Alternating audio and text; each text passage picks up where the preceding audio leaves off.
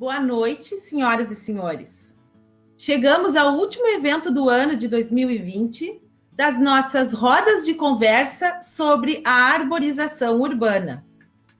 Comprometidos com a integração social e sustentabilidade ambiental, as rodas de conversa são uma realização conjunta da Sociedade Brasileira de Arborização Urbana e Universidade Federal do Pampa, através do programa Arborização Urbana, Cidadania e Sustentabilidade, que estará, a partir de agora, transmitindo simultaneamente os eventos pelo Facebook.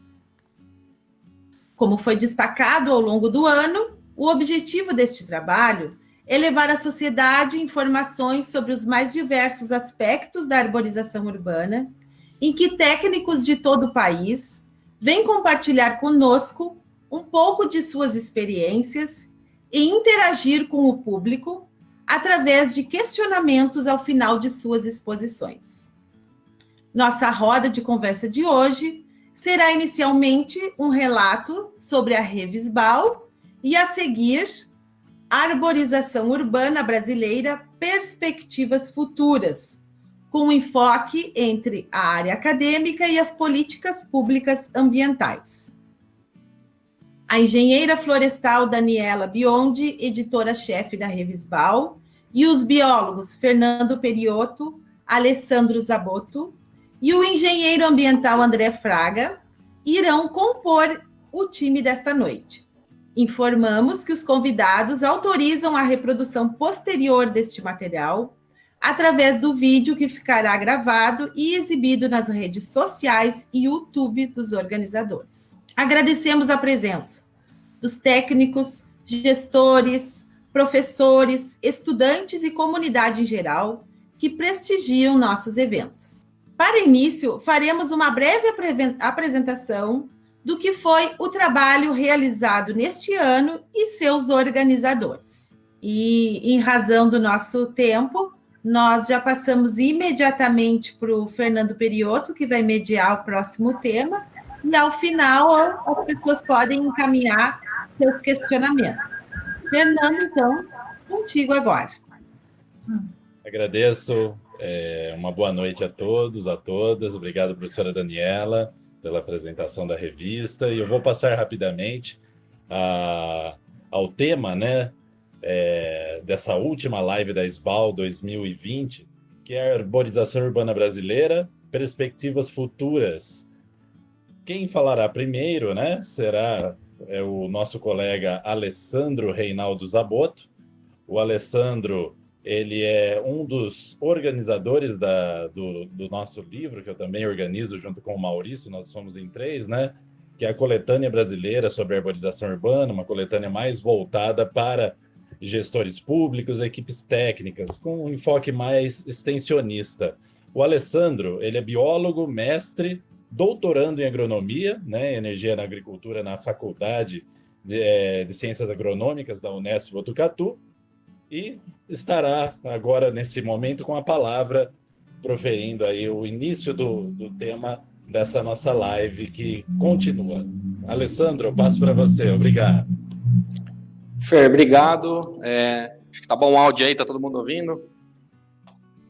Já vou compartilhar a minha tela aqui para a gente iniciar a apresentação, né? Devido a gente estar com o tempo corrido hoje. Vamos lá.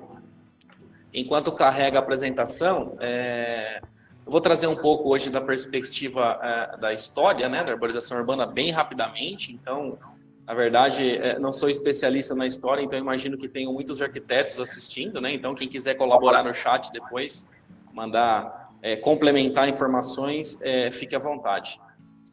Bom, pessoal, então desculpa aí, os problemas técnicos fazem parte, né, desse mundo de lives aí. Estamos aprendendo cada dia aí com a pandemia. Bom, eu vou trazer rapidamente, que depois o nosso amigo André vai trazer um pouco desse olhar da gestão pública, né? Vou trazer a arborização urbana, um breve histórico e alguns relatos. Por que trazer um histórico? Porque não tem como a gente falar do futuro se a gente não trazer um pouco da história, né? Principalmente que nós temos aí alunos de graduação e pessoas que querem entrar no ramo da arborização urbana para entender um contexto que se encontra nas nossas cidades hoje, né? Então vamos lá, para o contexto histórico, pode passar o segundo slide, Fer. O início falando não só de arborização urbana, mas de áreas verdes urbanas, né? Nós já temos aí um primeiro relato que vem lá dos Jardins Suspensos da Babilônia, então um estudo, na verdade, um pouco mais religioso, histórico, não deixa de ser histórico, né? Que deu início ao esverdeamento urbano, digamos assim, né?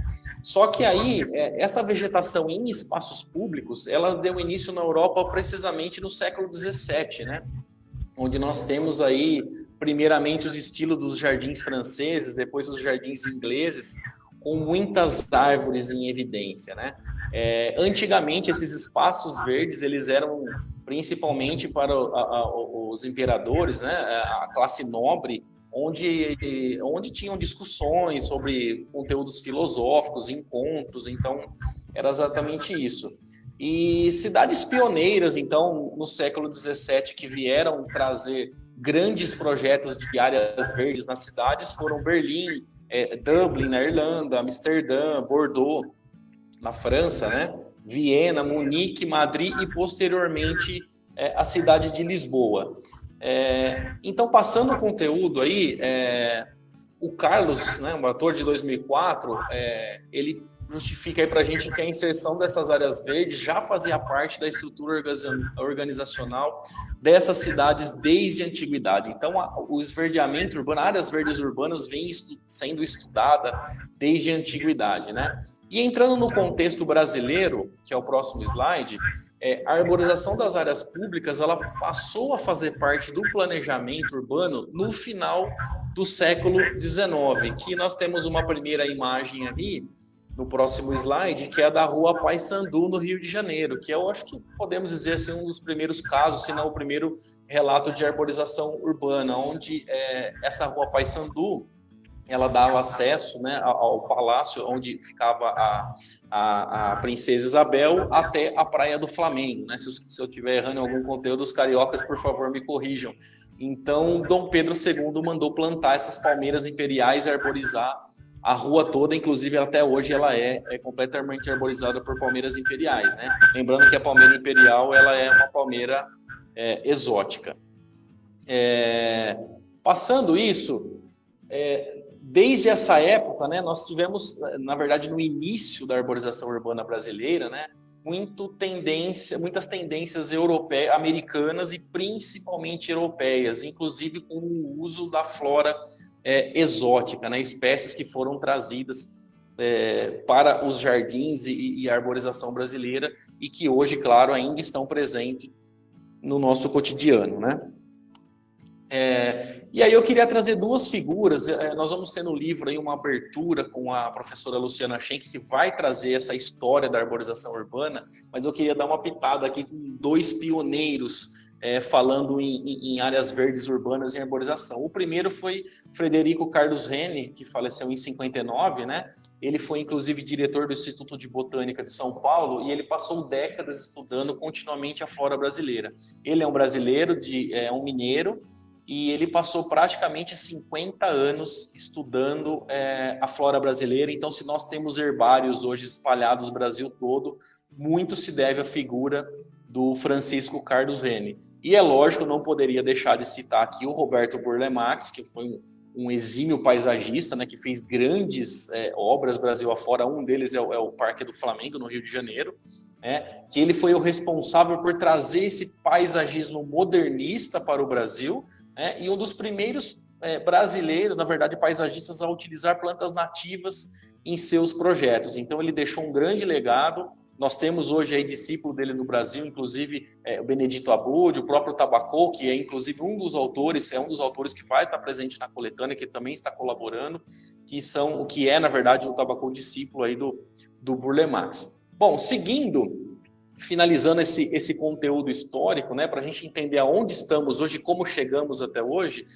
nós tivemos um processo de urbanização, né? E o próximo slide mostra isso claro para a gente, que desde a década de 50, a população nas cidades ela é maior do que a população rural. Porém, houve um crescimento aí na década de 80, nós passamos para praticamente quase 68% das pessoas morando nas cidades, E em 2010, que já são 10 anos atrás, 84% das pessoas vivendo nas cidades. Então, nós tivemos um crescimento urbano muito grande. E o próximo slide mostra isso, que é uma foto da NASA, dá para a gente ver ali a malha urbana, né, que é a região metropolitana de São Paulo inserida no que era, há séculos atrás, a Mata Atlântica, né? Então, um crescimento muito grande. E o que acontece com esse processo de urbanização, né? Nós tivemos um crescimento exponencial das cidades brasileiras, né, principalmente as capitais e as regiões metropolitanas, onde ocorreu um crescimento de forma completamente desordenada, em que não se consegue hoje atender as necessidades da população, né, não levando em conta questões ambientais e o que impacta, na verdade, o que vai desencadear e desencadeou em inúmeros problemas sociais e ambientais. Então, sim, a arborização urbana também está relacionada a problemas sociais, não só problemas ambientais. Nós vamos ver daqui a pouquinho isso. Então, aqui eu trouxe uma imagem, isso daqui aconteceu na semana passada, na verdade, na minha terra natal, na cidade de São Carlos, onde a prefeitura, aqui a gente já está entrando na questão da gestão pública, tá? Então, só para a gente entender um pouquinho aí, separar o conteúdo, né? A prefeitura reformou todo o centro de São Carlos, o calçadão, e nós tivemos essa enchente há 15 dias atrás, ou seja, praticamente 20 dias aí do Natal, e no próximo slide dá para a gente ver a dimensão do estrago, né, dos comerciantes aí às vésperas do Natal. Então, o que eu queria destacar nessa próxima foto é que não é um problema de agora, essa foto é de mais de 40 anos atrás, então dá para a gente ver que o problema permanece passando todas as gestões públicas e ainda o problema persiste, né? E agora o governo, o que acontece? O governo municipal vai atrás do governo federal e estadual para tentar reparar esses danos, mas aí empaca na questão de consertar ou remediar esse problema. A gente tem aí uma canalização de córrego, permeabilização, então são vários problemas que precisam ser revistos aí para que não ocorra mais isso, né? Então aí passando, você vê, trouxe aí as reportagens, né? A primeira que falou lá da prefeitura que decretou estado de emergência, e a segunda é que a enchente é o problema antigo que vem aí há mais de 50 anos trazendo problemas para a cidade, né? Então precisa de um olhar especial aí da gestão pública.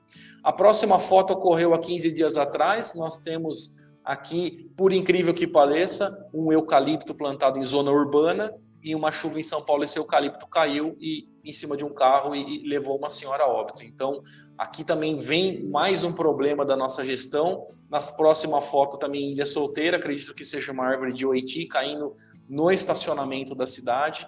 Então, esse é o manejo que a gente precisa de manejo constante, né? E aí vou trazer a reportagem que a cidade de São Paulo tem mais de 2.000 quedas de árvores entre janeiro e fevereiro. Isso daqui foi o ano passado.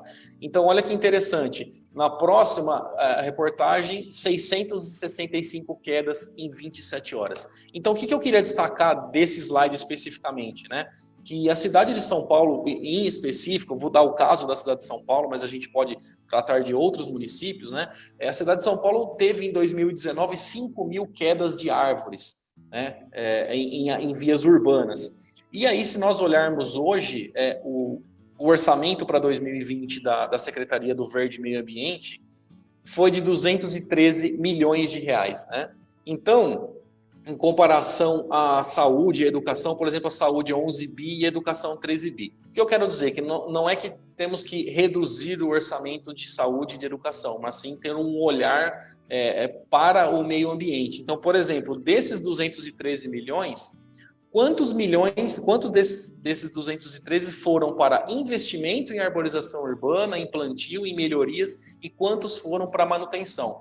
Então, um exemplo prático é que hoje uma queda de árvore custa para a prefeitura, para remover entre equipamentos e técnicos, R$5.000 cada árvore. Então, fazendo a conta para 5.000 árvores, desses 213, 25 milhões ficam só para manutenção dessas quedas, né? Então, eu acho que alguma coisa está errada, alguma coisa tem que ser revista. No próximo slide, a gente tem aí a questão de poda drástica. A gente sabe que a poda drástica ela é crime ambiental. Pode dar mais um enter, que tem uma informação abaixo aí da legislação. E, por incrível que pareça, essa poda drástica não foi feita por um munícipe, foi feita pela gestão pública. Então, o próprio gestor municipal ele não cumpre a legislação federal que nós temos, né? As podas também, só salientando que também são feitas em alguns casos aí pelas companhias de energia. Aqui uma foto premiada, né? A gente já indo mais para o fim, uma foto premiada que mostra a desigualdade social que tem, por exemplo, no Guarujá. Essa foto é do Johnny Miller, foi uma reportagem, inclusive, de hoje, que saiu no Globo. A próxima foto vem mostrar para a gente a desigualdade no Rio de Janeiro. Do lado direito, a Rocinha, do lado esquerdo aqui, se eu não me engano, deve ser São Conrado. Depois o pessoal do Rio aí pode confirmar para mim essa informação. Então, mostra uma desigualdade social muito grande. E aqui no próximo slide nós temos São Paulo, que tem Paraisópolis à frente e contrastando com o bairro do Morumbi ao fundo, que é completamente arborizado. Então, nós vamos ver aqui na reportagem que, sim, a quantidade de árvores, ela indica a desigualdade social, né? E no próximo slide, a arborização urbana reflete, além da desigualdade social, a desigualdade econômica. Então, segundo o IBGE, aqui 43% das moradias com renda per capita mensal de até um salário mínimo não possuem nenhuma árvore próximo de casa. Então, isso nós abordamos na live passada, quando nós falamos do livro, né, que a arborização urbana está relacionada a diversos aspectos, não só com plantio de árvores em calçada, mas também desigualdade social, econômica e principalmente na saúde da população, né? E aí, uma pergunta, né, para a gente já caminhar para o fim da apresentação. Como nós podemos contribuir para a melhoria da arborização urbana? Isso nós, que eu digo, pode ser nós que somos do ambiente acadêmico, da academia, né? Que eu acho que temos muito a contribuir, mas também o munícipe. Como que nós podemos melhorar a arborização urbana? Então, coloquei alguns tópicos que depois podem ser discutidos em uma live futura, mas que eu imagino que sejam pertinentes a isso, que é um planejamento inteligente e bem feito. A participação da comunidade é fundamental na arborização urbana, reorganizar e planejar as cidades para comportar um grande número de habitantes. Nós sabemos que as cidades hoje, elas não estamos num momento crítico, né? Demonstrado inclusive aí pela pandemia, então nós precisamos mudar isso. As cidades não comportam mais o nosso estilo de vida, né? E o paisagismo urbano pode ser a melhor solução para a gente tentar mudar esse panorama, né? E aí também, óbvio, a necessidade de um manejo constante e adequado na arborização urbana. Então, finalizando aqui a apresentação, eu queria trazer só essa pequena introdução para entrar a fala do André, que o André trabalha com a gestão pública especificamente, né? E queria dizer que a nossa coletânea, que vai ser lançada o ano que vem, ela traz todos esses temas aí. Nós conseguimos reunir todos esses 500 pessoas Brasil afora aí, cada um especialista de determinada área da arborização urbana, só que não adianta também nós publicarmos o livro, né, se o livro deixar o livro na prateleira, deixar o livro na gaveta. Então nós temos que agir muito no pós-livro. Nós, organizadores, autores, a sociedade em geral, nós temos que realmente colocar em prática o que nós estamos trazendo de novo e trazer essa quebra de paradigmas, né, na arborização urbana brasileira. Fer, então eu acho que é isso. Depois tem a sessão de perguntas aí, e aí eu volto mais tarde, então. Obrigado. Muito obrigado, Alessandro, pela sua participação. Excelente a sua explicação e a sua preocupação também com a arborização urbana brasileira na prática. Muito obrigado, viu? Eu já emendarei aqui com o nosso colega André Fraga, né? Farei uma breve apresentação. Nosso nome é André Fraga, engenheiro ambiental, ele é pós-graduado em gerenciamento de projetos pela FGV, Fundação Getúlio Vargas, e doutorando pela Faculdade de Medicina da Universidade de São Paulo, FMUSP. Atualmente é vice-presidente da Sociedade Brasileira de Arborização Urbana, foi ex-secretário municipal de Sustentabilidade, Inovação e Resiliência de Salvador, Bahia, e é líder da Rede de Ação Política para a Sustentabilidade, RAP. Aluno Renova BR Cidade e, atualmente, né, recentemente, foi eleito vereador nas eleições municipais 2020 pelo Partido Verde, em Salvador, Bahia. Então, passo agora para o colega engenheiro André Fraga apresentar. Fique à vontade, meu amigo. Boa noite, professor Fernando, professor Ale, Kathleen, meu presidente Sérgio, enfim, todos os nossos amigos aqui, arboristas, homens e mulheres que militam pela causa da árvore, do paisagismo. Obrigado pela oportunidade de nos encontrarmos mais uma vez, mesmo que à distância. Queria dizer que estou com saudade de todos e todas, e vamos aqui bater um papo sobre esses desafios, essas perspectivas do que é a arborização urbana, de como a gente... Quando a gente fala de arborização urbana, a gente está basicamente falando, né, quase que na totalidade, de gestão pública.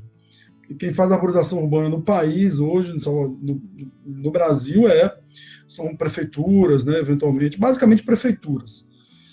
Em alguns casos, iniciativas de cidadãos, de universidades, de empresas, mas na prática essa não é a tônica, não é o principal volume da arborização urbana. Boa parte dos que estão aqui são também de órgãos públicos, né, municipais, e sabem que os desafios que a gente enfrenta na arborização das cidades vão desde um baixo volume de recursos, seja recursos humanos, né, pessoas, técnicos, seja grana, dinheiro para fazer a coisa acontecer.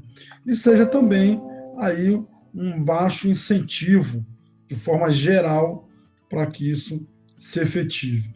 Coloco ainda também uma questão importante que eu vivo, a gente vive aqui em Salvador também, não consegui solucionar, diríamos assim, que é a questão da divisão das áreas de arborização urbana, né?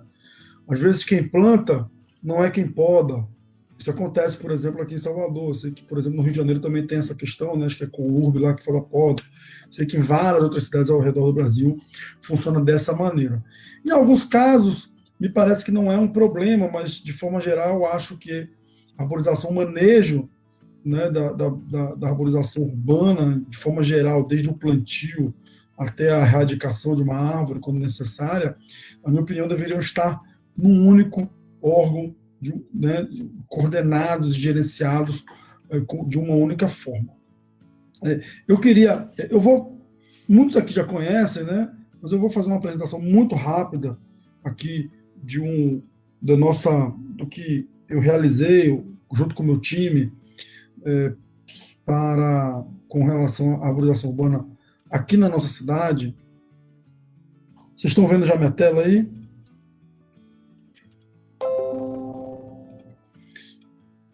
Só que alguém pode confirmar se está vendo a tela? Está vendo? Ok, André. Está vendo, Sim. né? Beleza. Então, assim, quando eu cheguei na secretaria, a gente não tinha nada com relação à arborização urbana efetiva. Pra vocês terem uma ideia, as compensações de arborização urbana eram feitas com mudas de 50 centímetros no meio da rua. Qualquer pessoa vai saber que isso não vai funcionar. E aí a gente precisou ir, aos poucos, transformando, ressignificando essa relação. Na segunda gestão, já com manual de arborização urbana, já desenhado, com novas regras, com contratos para execução da arborização urbana, para manutenção da arborização urbana, nós desenhamos um programa chamado Salvador Capital da Mata Atlântica, que trouxe boa parte do aprendizado e tentou botar sob um guarda-chuva de um programa toda a agenda do verde urbano, diremos assim. Então, a gente dividiu esse programa em 4 grandes áreas. Então, a gente tem o engajamento e cultura cidadã, que sem isso não funciona a arborização nas cidades. A gente sabe que, se não envolver as pessoas, se não envolver o cidadão, isso não vai funcionar. E aí aqui a gente tem uma série de projetos. A arborização urbana, né, de forma geral, esse programa ele é do verde urbano, tá? Inclui outras coisas que não só arborização urbana. A gente tem aqui ações, iniciativas voltadas para a arborização urbana, políticas públicas, e aí quando eu falo de políticas públicas, eu estou falando de planos, leis. Então aqui a gente tem uma série de planos, leis, incentivos, e uma pauta específica para novos parques na nossa cidade. Então, nesse sentido, deixa eu mudar para cá, a gente tem aqui, vocês estão vendo, né, que mudou, a gente tem o programa, como eu disse, né, nesses 4 eixos, e aí foi, né, partindo para um eixo, né, de política pública, a gente desenvolveu o diagnóstico da Mata Atlântica, né, um guia para implementação dessa unidade de conservação, quais são as etapas, o que é necessário ser feito. Nada disso existia. Né? Aí a reforma, a requalificação de novos parques, o Parque das Dunas, o Parque da Cidade, a arborização urbana em si, né? Então, a arborização de vias. Então, é muito difícil encontrar espaços em alguns lugares para arborizar a cidade. Então, por exemplo, aqui, uma avenida bem longa que a gente tem aqui em Salvador, nos lugares mais pobres, a gente fez um esforço e conseguiu, depois de vencer uma série de barreiras, porque a avenida ela tem uma iluminação subterrânea também, eu tinha que compatibilizar, a gente conseguiu fazer um plantio de mais de 1.500 árvores. Essas árvores hoje, uma parte delas conseguiu vencer o desafio de um solo muito compactado, de uma área muito inóspita para elas, uma parte não conseguiu resistir a questões climáticas, né, do clima ali local, do ambiente em si, mas outras também não resistiram por conta do vandalismo, acreditem, todos os tutores foram roubados, foram levados, e uma parte desse gradil foi roubado também, e uma parte das árvores foi quebrada, né? Como a gente sabe que isso acontece. A gente tem aqui em Salvador um disque que leva a mudas para a casa das pessoas, ou entrega isso nos parques e nas ruas. A gente tem a caravana da Mata Atlântica, que circula a cidade plantando com as pessoas. Um trabalho muito bacana que foi feito com as escolas, um trabalho feito com uma turminha que foi desenvolvida. A gente fala da Mata Atlântica, dos animais, a fauna, a flora, por aí vai. Uma lei, né? O Plano Diretor de Arborização Urbana, não existia essa lei. E aí o desafio, né, o gargalo, a gente conversou muito, vamos falar do que não deu certo, né? A lei é muito bacana, mas a aplicação dessa lei, mesmo sendo uma lei implementada e desenvolvida pela gestão, não tem sido algo simples, né? E acho que o meu papel como vereador vai ser fiscalizar a implementação dessa lei. Os novos projetos, o plantio, se os plantios estão sendo feitos de forma adequada, como é que está a fiscalização, enfim, cobrar para que isso seja feito de maneira mais adequada. O manual de arborização, todo mundo aqui conhece bem, né? A gente já circulou bastante ele aí pelos congressos.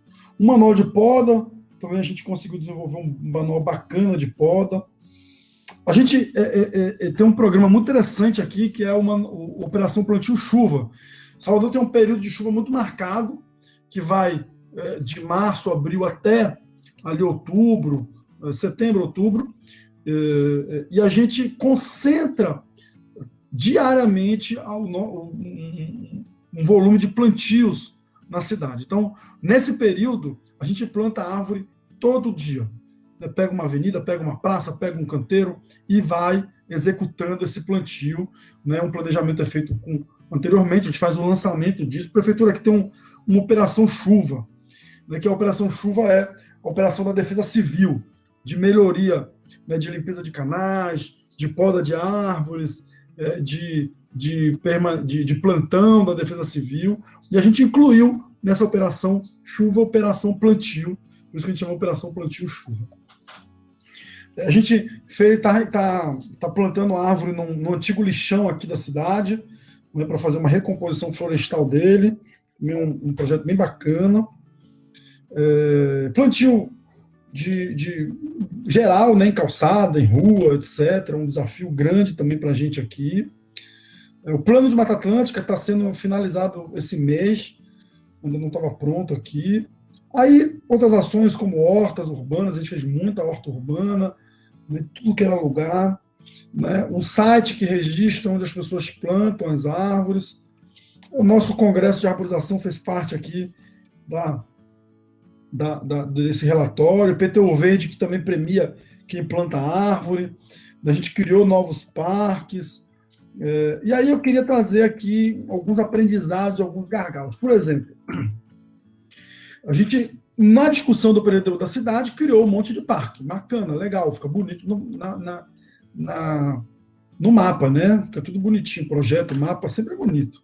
Como é que tira esses parques do mapa? Porque boa parte deles são o quê? São áreas ainda remanescentes de Mata Atlântica, que, se não forem protegidas, vão ser ocupadas, como a gente sabe que acontece nas cidades. Salvador é uma cidade muito adensada, muito pobre, déficit habitacional nas alturas. E como é que a gente fazia isso se eu tenho um problema crônico do setor público no Brasil, que é deficiência de pessoal, de equipe, de time, de estrutura? Aí eu olhei para isso e falei, cara, a gente precisa tirar esse negócio do papel. A gente fez um manual para fazer parque, como é que a gente vai fazer os parques?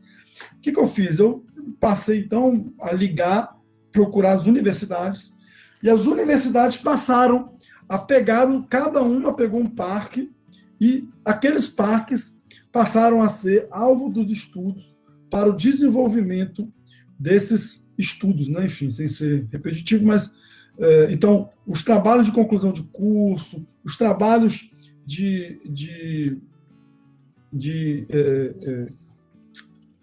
fugiu aqui a palavra, enfim, os trabalhos universitários todos, né, eles passaram, os trabalhos de extensão universitária, todos eles, seja de conclusão de curso, de extensão universitária, enfim, todos eles passaram, então, a servir para que a gente tirasse os parques do papel. Então, eu tinha um problema, procurei uma parceria com a academia prontamente atendeu, e a gente conseguiu fazer alguns parques saírem do papel. A gente tem aí uma série de parques hoje em curso, aqui que não estão nesse relatório. Tem o Jardim Botânico, que foi entregue recentemente, tem um parque Pedra de Xangô, tem um parque Lagoa dos Passos, enfim, uma série de parques sendo entregues em função dessa parceria com o poder público. Isso fez muita diferença, né?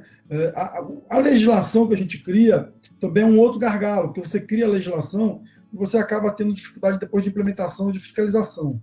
Esse é um ponto que eu quero trabalhar muito agora no mandato como vereador, e é um gargalo grande das cidades, né? Tem a legislação, mas não consegue, às vezes, tirar do papel, não consegue acompanhar, se não tiver ali um esforço grande, né? E uma parceria com o legislativo faz toda a diferença. Dois pontos que eu queria trazer para a gestão pública, especialmente quando a gente fala de perspectiva futura, primeiro, a gente estava discutindo, tem um grupo discutindo, né, uma política nacional de arborização urbana, que é fundamental, mas já existe uma pequena lei, uma lei bem curta, de pouquíssimos artigos, que direciona recursos para a arborização urbana. Essa lei precisa de uma regulamentação, ela foi ainda do governo Temer, do finalzinho do governo, de dezembro, já acabando o governo. Ela precisa de uma pequena regulamentação para que a arborização urbana comece a ter dinheiro carimbado.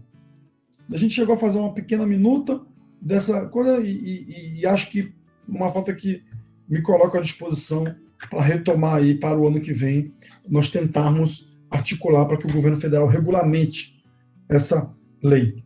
Um outro ponto que eu vejo como uma perspectiva futura fundamental, e a gente precisa se debruçar sobre isso, é o seguinte: toda vez que um governo vai fechar as contas, ele precisa fazer o balanço entre o que foi investimento e o que é custeio. Existem regras na lei de responsabilidade fiscal, existem sempre, e todo governo também precisa fazer esse equilíbrio para se classificar bem nos rankings, inclusive para você depois buscar recurso de financiamento. E, óbvio, todo governo quer ter menos custeio e mais investimento. Isso do ponto de vista real, né, do recurso que vai para a ponta, mas isso também do ponto de vista contábil. É fundamental, né? Afinal de contas, eu preciso botar no papel tudo isso. E uma coisa importante é que recurso, por exemplo, de contratos de paisagismo, arborização urbana, sistemas de irrigação, Aqui em Salvador, a gente hoje busca implementar sistemas de irrigação automatizado em boa parte dos nossos projetos, né? Reforma de parque, até consegue entrar, mas boa parte desses recursos entra como custeio, não entra como investimento. E na prática ele é investimento. Mas cada vez mais, e outro dia circulou bastante uma matéria dizendo que a arborização urbana deveria ser encarada como investimento em saúde pública. E é verdade. Por que a gente não... por que a legislação brasileira não entende isso como investimento de fato? E acho que uma meta, uma missão nossa, enquanto SBAL, enquanto academia, enquanto, enfim, pessoas que militam pela arborização urbana, que, primeiro, não dá para fazer nada sem dinheiro. E se a gente consegue colocar a arborização urbana como investimento e não como custeio na gestão pública, eu não tenho dúvida nenhuma que a gente já tem mais um argumento para aumentar o recurso destinado à arborização urbana nos municípios, enfim, de forma geral, na gestão pública. Então, eu vejo duas perspectivas fundamentais para a gente, de futuro, para que a gente possa trabalhar com uma força muito grande, com foco muito grande, é a regulamentação da lei, né, que foi aí no final do governo estou até com ela aqui, peraí, deixa eu pegar ela aqui. Tem até ela impressa aqui. A Lei 13.731, de 8 de novembro de 2018, ela tem apenas 4 artigos, e, enfim, trabalhar na regulamentação dessa lei e também trabalhar na mudança dessa abordagem de que a arborização urbana é custeio e não investimento. Acho que esses 2 pontos eles são fundamentais, porque a gente precisa falar sempre de dinheiro.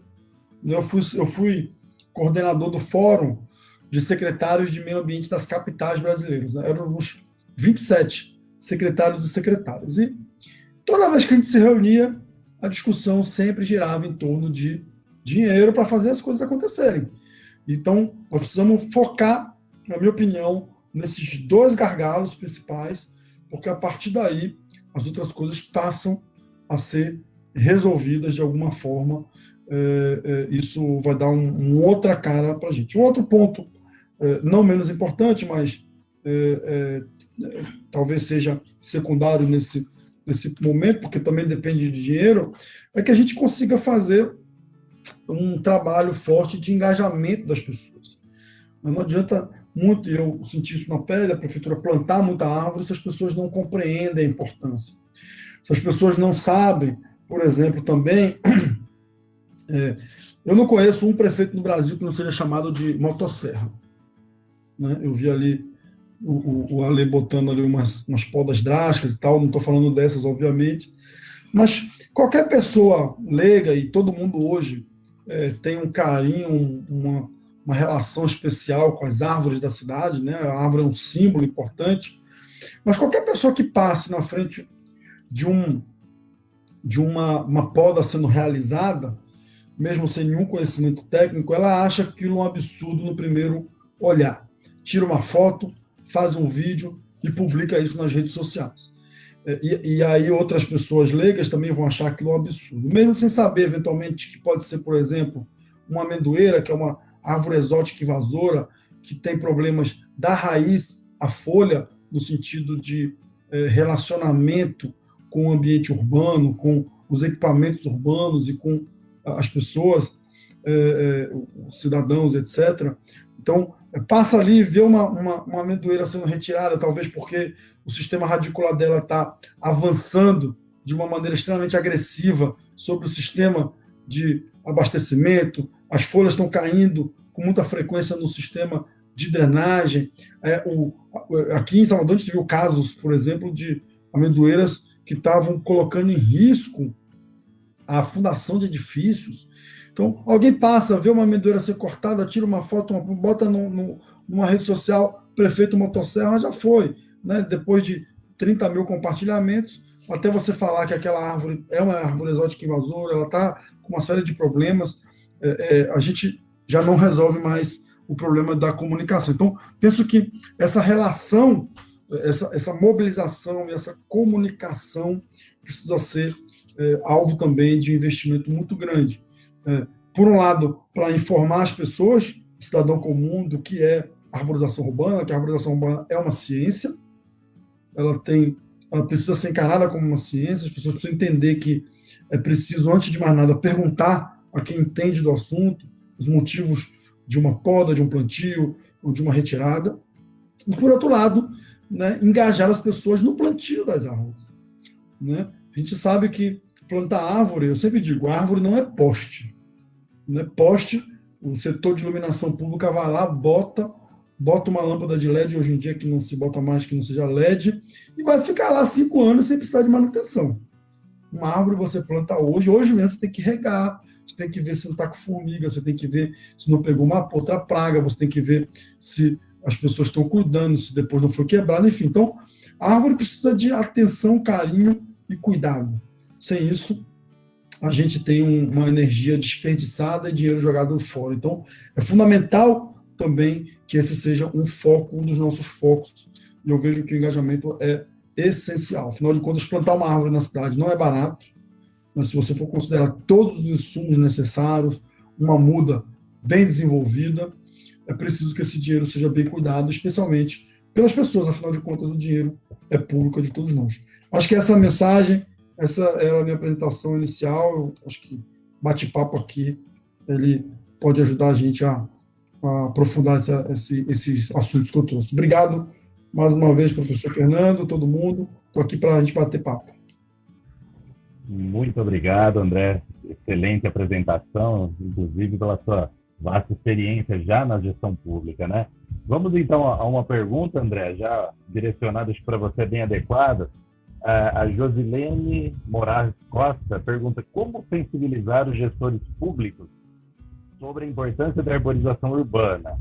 2. Como criar estruturas públicas de arborização que mantenham troca de árvores, poda, viveiros, jardineiros e outros serviços? Então, são 2 questões. Eu não tenho a resposta da primeira questão, tá? Como sensibilizar. Cada gestor é um gestor. Tá? Eu acho que eu sempre digo para as pessoas que político entende uma única mensagem do voto. Nós aqui, cada um de nós aqui, fez o que nessa campanha? Votou em quem? Pediu voto para quem? Se engajou numa campanha de algum arborista? Pediu voto para esse arborista na sua cidade? Porque isso, porque o prefeito está eleito, se ele vê um cara ali que foi eleito com a bandeira da arborização urbana, entre outras, óbvio que ele vai olhar para aquilo ali. Mas se ninguém vota em arborista, se ninguém vota em árvore, gente, por que hoje em dia a política de proteção animal doméstico está bombando no Brasil? Porque em toda cidade tem um cara, uma menina, uma mulher que se elege com a pauta da defesa do animal. E aí o prefeito passa a olhar, cria hospital público veterinário. É uma pauta, não estou dizendo que a pauta é menos importante, não. Pelo contrário, é uma pauta fundamental também. Mas é uma pauta que conseguiu se ter destaque a partir do voto. E é a linguagem, o idioma que o político entende. Então, você pergunta, André, como é que sensibiliza gestor público? O voto. Vamos todo mundo aqui ser candidato, ou vamos apoiar a gente que defende a arborização urbana, vamos para as câmaras de vereadores, vamos disputar prefeituras, vamos mostrar que é possível. Né? Sem isso, não tem, gente, não dá. Né? Então, essa é a mensagem que a galera entende. O outro ponto é como construir essas estruturas. Da mesma forma, né? Quando você começa a sensibilizar o gestor, você começa a olhar, ele vai ter que dar estrutura para esses espaços. Quando a gente chegou na prefeitura, não tinha R$1, um contrato para fazer nada. Hoje, Salvador tem alguns contratos, consegue realizar tudo o que gostaria? Não. Mas está fazendo muita coisa. Está fazendo bastante coisa. Está conseguindo envolver as pessoas, está conseguindo engajar as pessoas. Então, o que eu vejo é que a gente precisa entender o idioma da política. E o idioma da política é voto. Segundo, só vai ter dinheiro para manter uma infraestrutura adequada para a arborização urbana se o voto também passar essa mensagem. Porque se eu tenho o vereador na Câmara que seja um vereador articulado, que consiga articular outras pessoas, ele consegue pautar, por exemplo, no orçamento. Ele consegue brigar para estar isso no PPA. Ele consegue correr atrás de recursos. Então, é uma engrenagem que a gente precisa compreender. Eu sempre digo que eu faço algumas críticas ao atual governo, né, e tal. Uma das críticas que eu fiz na época, algum tempo atrás, era que eu achava que o ministro do Meio Ambiente atual tem uma cabeça século XIX. Mas eu acho que a gente também tem no Brasil muita gente ONG século XIX, muita academia século XIX, né? Que não é o nosso caso, graças a Deus, aqui, porque todo mundo procura, e esse momento aqui é um momento que fala muito sobre isso. Mas aqui em Salvador tem uma parte da academia, por exemplo, que prefere sentar, né, na academia, atrás do computador, dos seus estudos, e ficar metendo o pau, criticando, reclamando, sem nenhum mínimo, sem nada de compreender de fato o cenário, o contexto, e entender de que forma colaborar. Por outro lado, tem uma parte da academia que é super parceira e que, como eu mostrei, ajudou a gente a tirar um monte de coisa do papel. Então, a gente precisa entender essa dinâmica para fazer com que ela possa ter resultado prático, né? Árvore crescendo, saudável, e dando sombra e etc. Ótimo, excelente, André. Eu emendo uma terceira questão, no caso, né? Aqui, que é algo bacana que você trabalha em Salvador, que é a questão cultural, né? A riqueza cultural que existem nas cidades brasileiras, mais de 5 mil municípios, e a riqueza também incrível em Salvador, Bahia. E a Eliane Vicente, ela pergunta: André, incentivo cultural, você não acredita que seja uma grande ferramenta? Eu creio que você acredita sim, né? Que o incentivo cultural é algo importantíssimo, né? O que seria incentivo cultural? Ela colocou a pergunta bem dessa forma. Acho que talvez mesclando o incentivo cultural, talvez, sei lá, se ela pensou também em educação ambiental, a sensibilização da população. Talvez seria legal você comentar, já que a palavra cultura entrou, André, com aquelas questões que você mencionou uma vez no último congresso da Arborização Urbana Brasileira, né, lá em João Pessoa, que quando se respeita um monumento cultural, às vezes até religioso, né, a própria população, né, quando a gestão pública respeita esse fato, né, a própria população passa a proteger, a defender com unhas e dentes aquela área, e essa questão apelativa fica muito forte, né, até mesmo para angariar recursos e para que aquela área seja melhor desenvolvida. Se você quiser abordar dessa forma. A gente precisa sempre, professor Fernando, eu sempre digo isso, deixar legado no poder público não é tão simples, tá? Porque, às vezes, quem chega depois acaba querendo fazer tudo diferente e desconstrói o que você começou a construir. Mas uma forma de deixar legado é envolver as pessoas. Quando você envolve as pessoas, seja no plantio de uma árvore, seja na construção de um parque, sem dúvida nenhuma, a gente, independente do secretário que tiver, do prefeito que tiver, aquelas pessoas tomarão para si aquele resultado, aquele ganho. Então, é isso. A gente conseguiu fazer um pouco isso aqui, especialmente nos parques, e no plantio e nas hortas. A gente envolveu muito as pessoas. Então, eu sempre dizia, gente, eu estou vindo aqui, estou plantando árvore, estou fazendo horta, mas amanhã é com vocês. A prefeitura não tem condições de voltar aqui para regar a sua árvore todo dia. Quem tem que cuidar delas é vocês. Então, quando você não tinha esse envolvimento, a gente percebia nitidamente uma queda, né, no rendimento, uma queda na taxa de sucesso das árvores, por exemplo. Então, é isso. Envolver as pessoas é a melhor forma de deixar legados. Perfeito, com certeza, né? A sensibilização que depois promove a conscientização do cidadão, ela é fundamental para a proteção e para o cuidado do desenvolvimento da árvore, lógico, com uma gestão técnica do poder público, né? Obrigado, André. Muito obrigado mesmo, vou passar uma pergunta agora para o nosso convidado Alessandro. Fizeram a seguinte pergunta aqui, Alessandro. Deixa eu pegar aqui. A Sandra Monteiro, ela pergunta assim, já vai nesse viés, né, que a gente está conversando aqui com o André. Como sensibilizar a comunidade para a importância da arborização urbana no município? Bom, obrigado pela pergunta. Eu acho que é nessa linha, né? Primeiro que educação ambiental é a chave, né? Se a gente for falar de um contexto geral, nós não vamos conseguir mudar a curto prazo esse quadro que eu mostrei aqui da arborização urbana, desse caos que hoje tem nas cidades brasileiras, né? Mas a educação ambiental eu acredito que é a chave. A gente pode trabalhar agora para esse impacto vir aí a médio prazo. Então, inclusive, só uma brechinha, nós vamos lançar, né, Fer, aí, em conjunto com a FAO em março, uma cartilha com 100 curiosidades da arborização urbana que vai ser distribuída gratuitamente para todos os brasileiros, que vai trazer exatamente esse conteúdo educativo, de mostrar para o cidadão que a folha que cai, por exemplo, na calçada dele não é sujeira, né? Pode se tornar adubo, pode fazer outras coisas. Então, eu acho que é bem nessa linha aí, inclusive, que o André falou de legado, né? Eu acho que é mais ou menos por aí. Perfeito, exatamente. É uma mudança de paradigmas, né? Inclusive, vários autores, o André também é um dos nobres autores dessa coletânea, que tem essa preocupação em mudar a realidade ambiental da cidade para uma realidade palpável, né? Pelo menos palpável no nosso Brasil. Alessandro, uma pergunta da Miriam Maia Coelho, que o colega André já deu uma pincelada.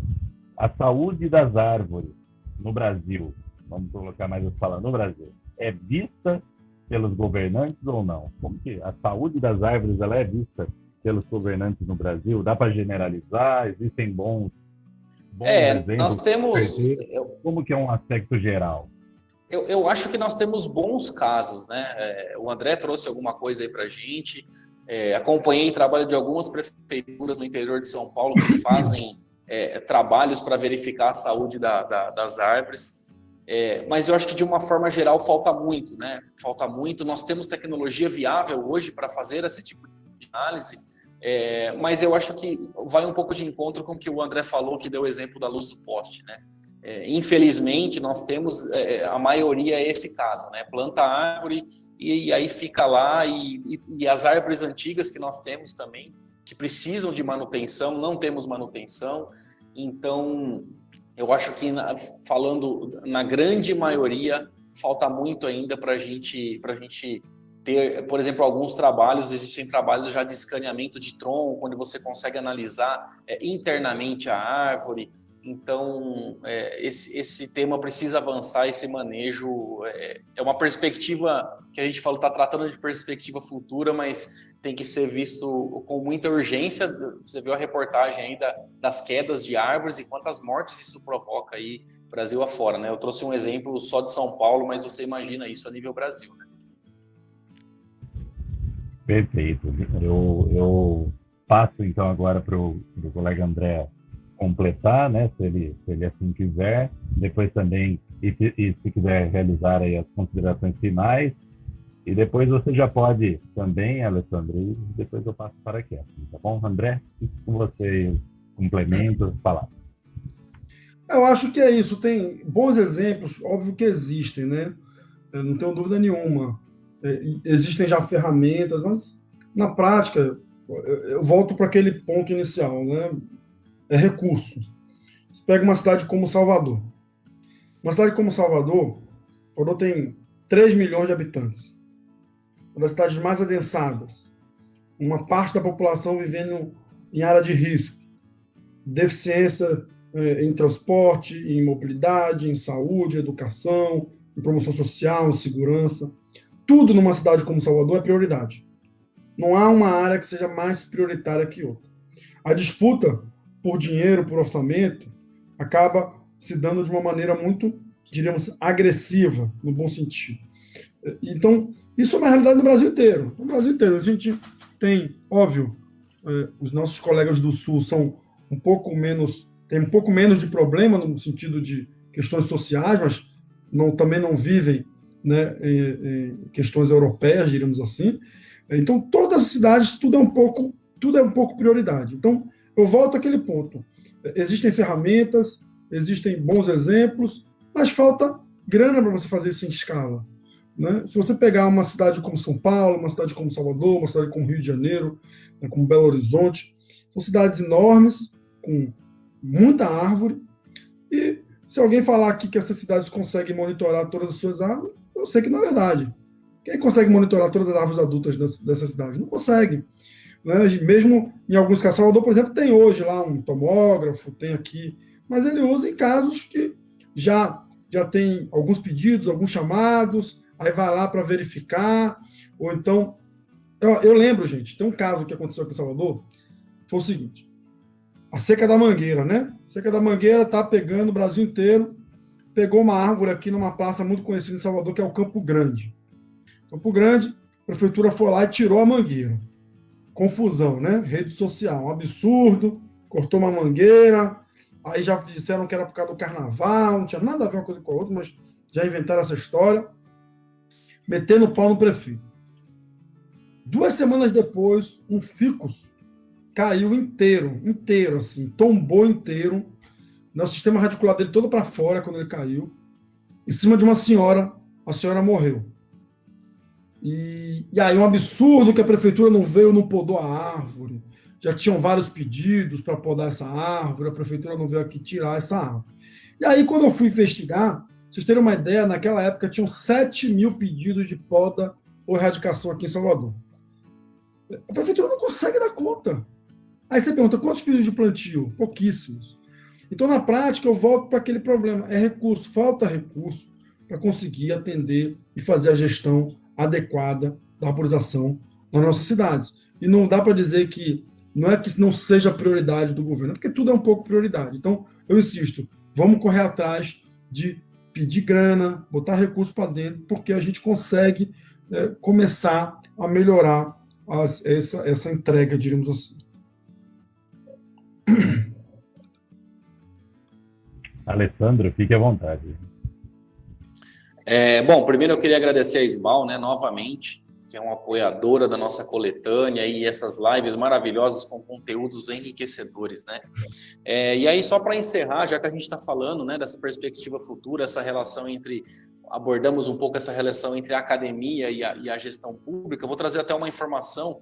Esse ano foi feito o plano de mobilidade urbana, foi pedido o plano de mobilidade urbana aqui na cidade de São Carlos, né? A prefeitura pagou R$890 mil para fazer esse plano para uma instituição privada, sendo que nós temos um departamento fortíssimo dentro da USP São Carlos de Arquitetura e Urbanismo. Então, aí, eu não vou entrar no mérito se isso está errado ou não, só estou trazendo essa informação, mas uma pergunta que eu deixo por que a academia não pode colaborar nesse plano, né? Bom, então, eu acho que é isso. Falta um pouco de esforço também da gestão pública. Concordo com o André com o que ele disse, que tem aquele pessoal também do século XIX que senta na cadeira, né? Mas a gente tem que lembrar que uma das funções da universidade é o conteúdo extensionista, né? Então a gente tem muito espaço, muitos profissionais aí Brasil todo que a gente pode trabalhar com extensão e é óbvio colaborar e muito com a gestão municipal das cidades, né? Então eu espero que a partir aí de agora aí para frente comece a mudar um pouco essa realidade, né? Essa questão ideológica fique um pouco de lado, porque a gente sabe também que tem isso, né? Mas é isso, Fer. Do mais é agradecer. Próximo ano vamos voltar aí com força total, com a publicação da coletânea. A gente espera que ela seja um divisor de águas, né? Um quebra de paradigmas aí no Brasil. Mas eu volto a repetir, não adianta nós lançarmos um livro se a gente não colocar o que está lá em prática, né? E para isso nós vamos precisar ir muito da academia, dos nossos autores, quem trabalha com a arborização urbana e também que o poder público abra as portas para que a gente possa também dialogar. É isso, obrigado. Também agradeço, Alessandro, vou agradecer, claro, né, o nosso presidente, Sérgio Chaves, presente aqui também, o vice-presidente, que hoje está aí com a palavra, né, o nosso André Fraga, amigo arborista, né, defensor da causa também. Alessandro, muito obrigado também. a professora Daniela Biondi pela apresentação aí da importante revista brasileira, né, da Sociedade Brasileira de Arborização Urbana, e pela habilidade de todos vocês aí, né, conseguimos cumprir o tempo aí, né, quase 9 horas, e passo agora agradecendo a oportunidade, viu, Kathleen, para você, pelo trabalho aí, pelo sucesso que essas lives foram nesse ano onde elas se iniciaram. Obrigado, André, obrigado, Alessandro, Daniela e Kathleen, a palavra é sua. Muito obrigado, viu? Então, Fernando, com isso, eu também quero registrar o agradecimento, né, especial aos nossos convidados de hoje, a Daniela, que trouxe a revista, ao André, que trouxe essa experiência maravilhosa como gestor, ao Alessandro, que traz questões históricas, as questões acadêmicas importantíssimas, e ao Fernando, que hoje, né, mediador, mas é um dos organizadores desse trabalho, que está por trás, organizando conosco tudo isso, esse belo ano de trabalho. E eu queria também fazer um registro assim, de uma experiência pessoal do nosso trabalho aqui. Eu trabalho na universidade, né? E nós temos um trabalho conjunto aqui na cidade de Bagé, e a academia, em conjunto com outras entidades, prestou um grande trabalho para a cidade. Nós organizamos de maneira gratuita um inventário arbóreo para a cidade, entregamos. Durante 2 anos, trabalhamos arduamente, né, num regime de colaboração e voluntariado de muitas pessoas, e entregamos para um gestor público numa cerimônia muito bonita da Semana do Meio Ambiente, e eu fiz essa entrega pessoalmente, e ele me disse a seguinte coisa: que lindo esse livro, eu vou botar na minha mesa e vou dar uma olhada e ler com atenção ele depois. E aquilo, assim, para nós foi uma decepção ouvir aquilo, né? Porque ele demonstrou o que era a visão como gestor, né? De que todo um trabalho árduo que nós fizemos, né? Entregamos de graça para o poder público desenvolver trabalhos de revitalização, e enquanto que ele entendeu que era um volume para enfeitar a mesa dele, né? Então, a gente espera que pessoas como vocês, como todos nós que estamos aqui, continuemos trabalhando arduamente para mudar esses padrões que a gente viveu por muito tempo e que, por alguns momentos, nos desanimam, mas, por outros, também nos dão um ânimo quando a gente troca experiências com pessoas tão dedicadas como vocês, né? E um agradecimento muito especial a todo o público que acompanhou, que foi, ao longo de um ano, de 15 em 15 dias, estava aqui conosco. Nós comunicamos agora que vamos entrar no período de recesso, de final de ano e férias, né, no início do ano, mas que em 2021 nós vamos voltar com todo o gás e queremos continuar contando com a colaboração de todos, não só para assistirem, mas para trazerem sugestões. Nós sempre acolhemos as sugestões nas avaliações, que sigam, né, fazendo esse contato com a SBAL, colocando ali o que é do seu interesse em conhecer mais sobre os temas relacionados às nossas árvores urbanas, para que a gente possa gradualmente melhorando tudo isso.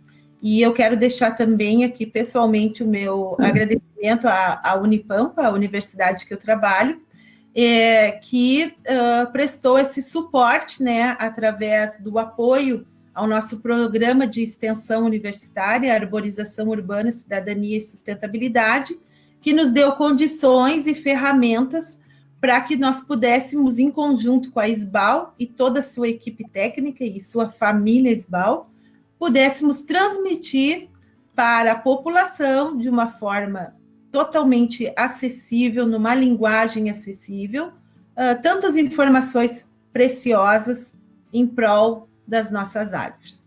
Então, com isso, nós encerramos esse ano de trabalho, agradecendo a todos, pedindo que abram as suas câmeras para que a gente faça as fotos, agradecendo a todos esse grupo técnico que esteve conosco aqui, que nunca não estava aqui na linha de frente aparecendo, mas que trabalhou arduamente para que isso acontecesse. E eu deixo aqui a palavra para o presidente, se ele quer fazer, então, uma palavra de encerramento de ano, para que nós possamos descansar e voltar com todo o gás no ano que vem. Sérgio? Mais uma vez, Kathleen, agradecer a todos, a presença de todos, agradecer os ilustres debatedores, palestrantes nessa roda de conversa, dizer que a SBAL tem novos desafios para 2021. Para isso, vamos contar cada vez mais com o apoio dos senhores, com o apoio das regionais. Nós estamos com os projetos em curso e precisamos colocar em prática. Solicito que todos façam a corrente para frente para que solicite que as pessoas se associem à SBAL. Nós estamos precisando. Essa roda de conversa tem contribuído muito para os novos associados. Então, isso é muito importante. Os projetos que nós temos para 2021, no planejamento que nós fizemos com a diretoria executiva, nós temos alguns desafios. Entre eles, nós teremos em 2021, em setembro, o 24º Congresso Brasileiro de Arborização Urbana e o 3º CIAL, Congresso na cidade de Campo Grande, e precisamos do apoio de todos, dar o apoio suficiente a Eliane Guaraldo e toda a equipe para que nós possamos fazermos um grande evento. Se Deus quiser, esse evento será presencial. E isso não quer dizer que a gente não continue com as rodas de conversa ou outra forma que nós deveremos encontrar. Então, agradecer mais uma vez a todos, desejar mais uma vez que Deus ilumine a todos, um Feliz Natal, um próximo Ano Novo. Se cuidem, porque essa Covid não é fácil. Hoje eu perdi um amigo irmão, eu acho que Ricardo Martins, aí do Recife, viu essa matéria, um amigo meu, criado comigo junto, jogou comigo aqui no Botafogo da Paraíba, o Ronald, diretor de programação da Rede Globo Nordeste, com 60 anos, novo, disposto, atleta, e a Covid pegou e o levou. Mas ele está nos braços de Deus, então isso a gente precisa se cuidar. E se cuidando, a gente vai, se Deus quiser, ter a oportunidade de nós abraçarmos, né? Nos abraçarmos, e será um grande abraço mesmo. A todos, meus parabéns e meu muito obrigado. Então, uma boa noite a todos. Obrigada, André, Alessandro, Fernando, Daniela, presidente, e a todos que permaneceram conosco essa noite. Um feliz Natal e um feliz Ano Novo para todos e sucesso, né, nos seus trabalhos. Um abraço para todos. Tchau, gente. Um abraço. Boa noite.